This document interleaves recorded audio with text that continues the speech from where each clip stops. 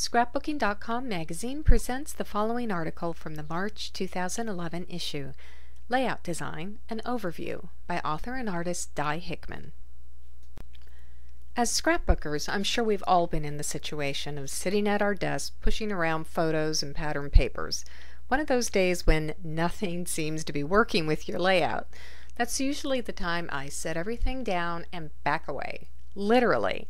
Whenever I feel a layout is just not meshing with the papers I've chosen, I set it down and look at it from a distance so I can see the overall design.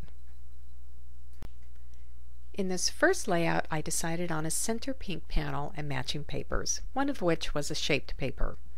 When I put the papers in the center, they overwhelmed the photos and journaling, so I offset the shaped paper and trimmed one edge. In other words, I played with the design.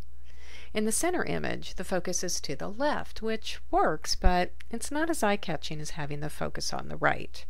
This is due to the white space above the title panel.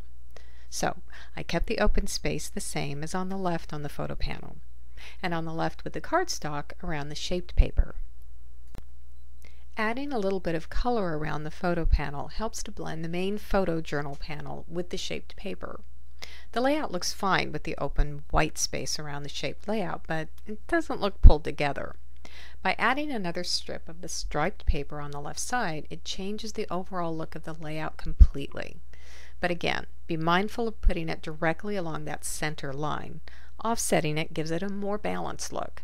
You can see the difference in this image. Another design tip is to work in threes.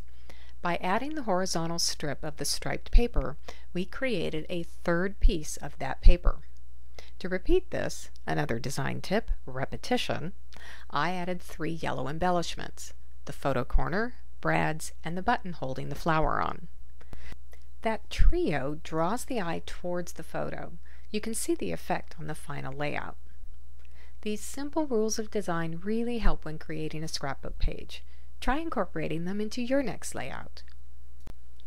To find the products mentioned in this article and shown in these layouts, check with your local scrapbook retailer.